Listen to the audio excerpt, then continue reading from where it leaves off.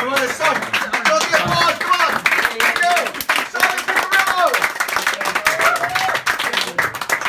you doing, guys? I'm going to keep my notes on me. So, thanks for all coming tonight. After several bouts of depression and the last actual suicide attempt, my therapist said I should try this out. So, my fragile ego and happiness is in your hands. No pressure, guys, no pressure. But the thing that I hate, it's not street robbery, gang culture. It's not alcohol. It's not, it's not drugs. It's chronic masturbation. And more than anything, the porn field that goes with it. I mean, me and myself, I was too young. 11 years old. And one of my best friends raided his dad's porn stash. He hit Smut Gold. And he shared the VHS bounty with me. And he's never looked back.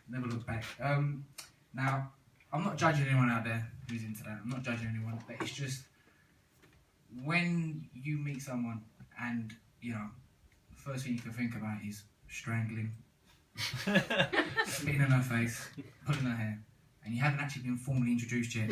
That's when I realised I had a problem. And like I say, it just warps the mind, Like apparently, did you know, ATM stands for automated teller machine? Only till a few years ago that I realised, I thought it was the acronym arse to mouth. I mean, I'm just saying, learn from my mistakes. Taking a girl to the ATM has no place in the courting ritual in this country. Or any country, so it's a lesson to and it's, genuinely, at that point, I thought that fisting, anal, the illustrious money shot, I thought that was the pillars of, a genuinely loving, caring relationship. That's where I was with it. And it's, to be honest, I blame Argos. The actual Argos catalogue, that was a gateway drug for me.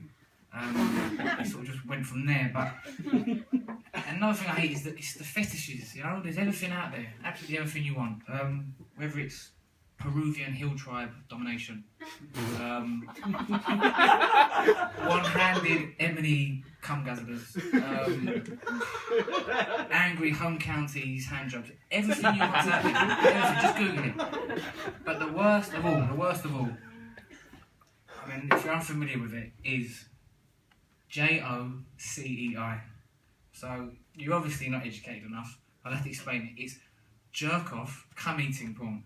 So it's jerk off cum eating instruction. That is where a woman will tell you to do something I'm clearly a master at already, and convince you to come in your own face.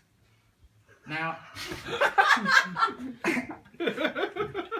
to be fair, I don't know what you girls are complaining about. It doesn't actually taste that bad.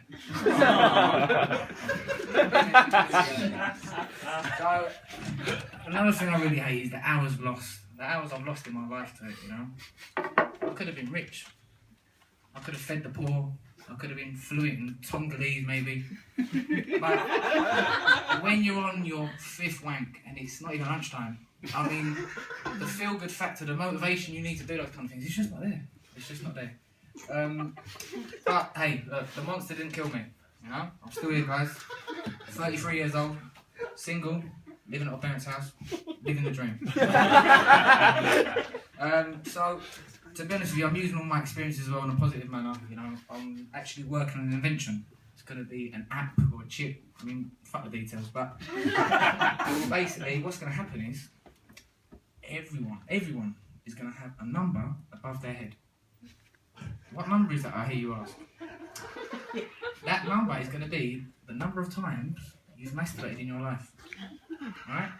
Now, can you think of the insights, the revelations that would cause, on a first date, or a business meeting, or even just a simple, transaction at the kebab shop? Think about it.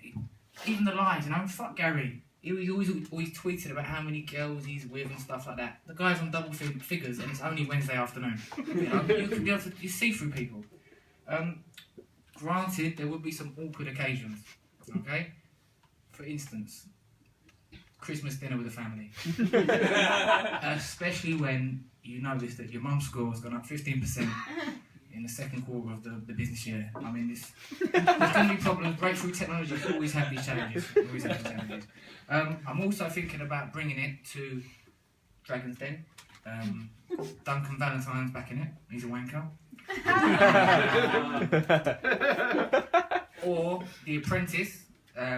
To be honest, I don't even think I'd make it past the first week. I think I'll be replacing Nick in the boardroom, especially when I mess around with his numbers. I'll be the only one with the cheat key. So on that note, I urge all of you, any investors in the crowd, to get involved before it gets snapped up. Just come talk to me afterwards. And that's it. Thank you very much, guys. All right?